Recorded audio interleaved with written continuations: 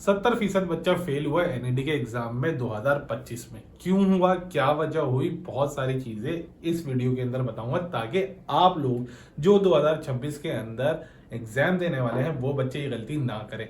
जब हम लोगों ने पूछा उन स्टूडेंट से जो फेल हो गए कि भाई क्या वजूहत थी कि भाई तुम लोगों से पास नहीं हो सका एग्जाम, तो कुछ रीजंस हमारे सामने आए, तो सोचा कि वो रीजंस आप लोगों को बताया जाए कि बच्चों ने क्या गलती करी कि जिसकी वजह से उनका राउंड 1 तो क्लियर नहीं हो सका। बातचीत करते हैं कि भाई क्या है, तो वीडियो को स्टार्ट करते हैं। बिस्मिल्लाहिर्रहमानिर्रहीम। मोहम्मद वाले मोहम्मद पर लाखों सलाम। अस्सलाम वालेकुम स्टूडेंट्स। एनईडी के बारे में बात करेंगे। एक लीडिंग यूनिवर्सिटी है सर एनईडी इंजीनियरिंग के हवाले से, ठीक है ना। लेकिन कुछ सालों से, मतलब पिछले 3-4 साल से देखा जाए तो एनईडी ने इंजीनियरिंग के साथ साथ अब मेडिकल, आर्ट्स, कॉमर्स के बच्चों को भी वेलकम करना शुरू कर दिया। तो वो स्टूडेंट्स जो कॉमर्स के हैं, आर्ट्स के हैं, मेडिकल के हैं, वो उनको वेलकम है कि वो भी आए, ठीक है ना। कुछ बच्चों को कुछ प्रोग्राम में उनमें 60% रिक्वायर्ड है, कुछ प्रोग्राम में उन्हें 50% भी रिक्वायर्ड है। मतलब कि अगर आपकी इंटर में 60% है तो वेलकम, कुछ प्रोग्राम स्पेसिफिक प्रोग्राम्स हैं, और अगर आपकी 50% इंटर में तो भी आप वेलकम है। ये कुछ स्पेसिफिक प्रोग्राम्स के लिए, इनके ऊपर डिबेट बाद में करेंगे, लेकिन पहले ये जानेंगे कि सर वो जो 70% बच्चा फेल हुआ था उसने क्या करा। तो उसने क्या करा वो भी चीजें मैं आपको बताता चलता हूं साथ में। देखें, हर बच्चा अभी इस वक्त जो एनईडी 2026 एडमिशन के लिए एस्पिरेंट है कि भाई मैं एडमिशन लेना चाहता हूं, और बहुत अच्छी बात है क्योंकि एनईडी ने बहुत सारे डिपार्टमेंट्स ऐसे ओपन कर दिए जो बहुत वीआईपी है, ठीक है ना। इसकी fees as compare to other university कम है, फैसिलिटीज ज्यादा है, तो इसके अंदर लाजमी अप्लाई कीजिएगा। अच्छा स्टूडेंट्स, हम लोग का एक सबसे बड़ा मसला क्या है कि हम लोग चाहते तो हैं कि एनईडी में जाएं, कराची यूनिवर्सिटी में जाएं या दूसरी यूनिवर्सिटीज में जाएं, लेकिन बहुत सारे स्टूडेंट्स को ये पता नहीं होता कि सर हम किस सब्जेक्ट की तैयारी करें। अगर मैं कॉमर्स वाला बच्चा हूं तो किस सब्जेक्ट की तैयारी करूं, आर्ट्स वाला बच्चा हूं तो किस सब्जेक्ट की तैयारी करूं, इंजीनियरिंग वाला बच्चा हूं तो किन सब्जेक्ट्स की तैयारी करूं, पेपर पैटर्न किस तरीके से होता है, और साथ साथ ये भी नहीं पता होता कि भाई टेस्ट जो होगा वो कितनी देर का होता है, क्या उसमें नेगेटिव और पॉजिटिव मार्किंग होती है या नहीं। ये कुछ बुनियादी चीजें हैं जो तैयारी से पहले जाननी चाहिए हर स्टूडेंट को।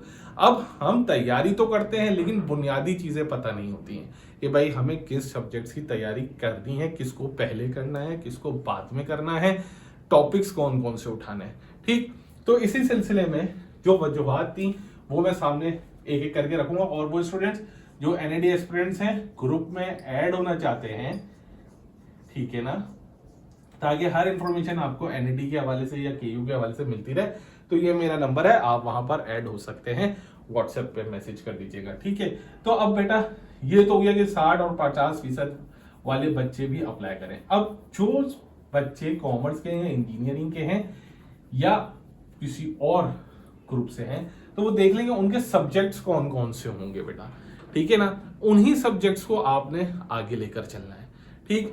तो ये नहीं कि अच्छा सर वो उसने क्या मेरा जीके भी होगा, सर क्या मैं इंग्लिश भी दूंगा। आर्ट्स वाला बच्चा सोच रहा है सर मेरे ये सब्जेक्ट्स हैं, दूसरे कौन से सब्जेक्ट्स होंगे, ठीक है। तो ये कुछ कंफ्यूजन रहती है जिसको अभी हम लोग क्लियर कर लेंगे इंशाल्लाह। देखिए बच्चों, सबसे पहले प्री इंजीनियरिंग वाले बच्चे, ठीक है, मेडिकल वाले बच्चे, कॉमर्स वाले बच्चे, ठीक है, कंप्यूटर साइंस वाले बच्चे और आर्ट्स वाले बच्चे, ह्यूमैनिटीज वाले, ठीक है। आपको कौन कौन से सब्जेक्ट्स पढ़ने हैं, ठीक है, और कितने सब्जेक्ट्स की तैयारी करनी है, ठीक है भाई। हर बच्चा के लिए 4 जो आपका टोटल पेपर होता है बेटा वो डिपेंड करता है 4 सेक्शंस के ऊपर, ठीक है। 4 सेक्शंस होंगे बेटा, हर सेक्शन इक्वल मार्क होता है, मतलब 25 मार्क एक, सही।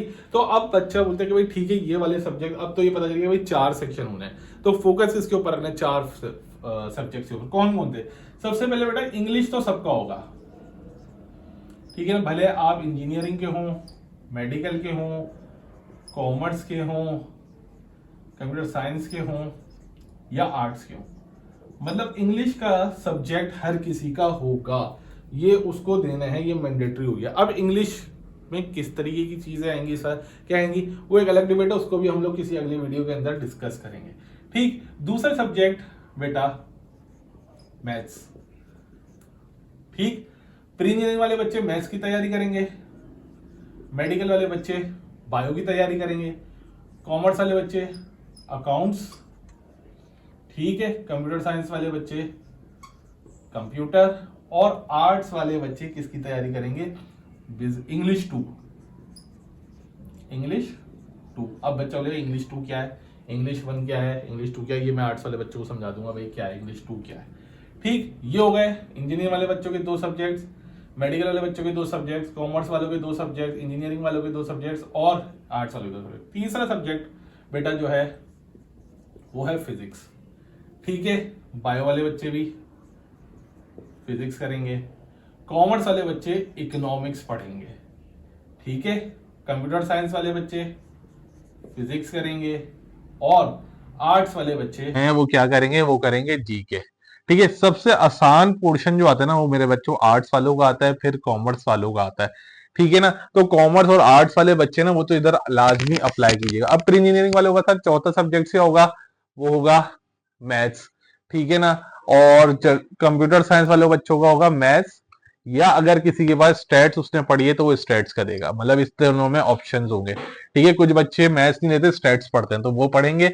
इसके अंदर केमिस्ट्री, कॉमर्स के अंदर बच्चों आ जाएगा बिजनेस मैथ, और आर्ट्स वाले बच्चों का भी आएगा बिजनेस मैथ। तो ये पूरा शेड्यूल होता है जो बच्चों को मालूम नहीं होता। अब बच्चों ये तुम लोगों ने करना है, ठीक है, अपने अपने ग्रुप के हिसाब से देख लो वो क्या करना है। अब तुम्हें मैं एक और अहम चीज बता देता हूं जो बच्चे बहुत इग्नोर कर रहे होते हैं। बच्चे कहां भागते हैं, बच्चे इंजीनियरिंग वाले भागते हैं इन 3 सब्जेक्ट से पीछे, मेडिकल वाले भागते हैं इन 3 सब्जेक्ट से पीछे, कॉमर्स वाले भागेंगे इन 3 सब्जेक्ट से पीछे। ठीक है ना, यहाँ पे वो एक सब्जेक्ट को इग्नोर कर देते हैं जो सब्जेक्ट है इंग्लिश, जो सब में कॉमन है। ठीक है ना, इस वाले सब्जेक्ट को इग्नोर करते, बोलते हैं जी आखिर में करेंगे, बहुत आसान सब्जेक्ट है।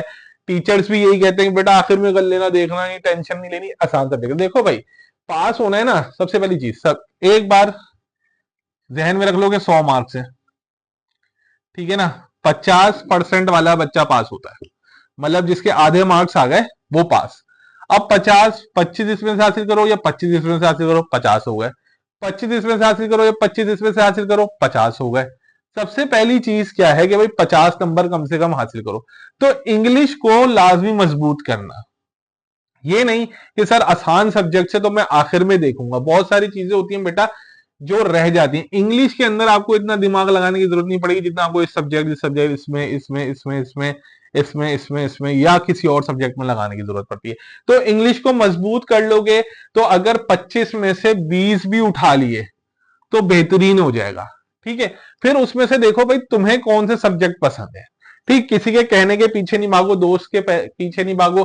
दोस्त कहता है यार मैं तो मैथ्स की तैयारी पहले कर रहा हूं, लो भाई आपको मैथ्स नहीं पसंद फिर भी मैथ्स खोल के बैठ गए। ठीक है ना, मतलब मैथ्स नहीं पसंद फिर भी मैथ्स खोल के बैठ गए क्योंकि दोस्त कर रहा है।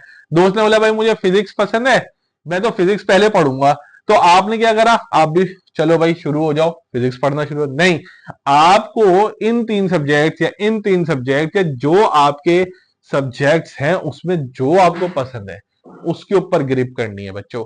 ये नहीं करना कि जी मुझे जो पसंद नहीं है, मेरा दोस्त वो कर रहा था या मेरे टीचर ने वो कह दिया तो मैं पहले वो कर रहा हूं।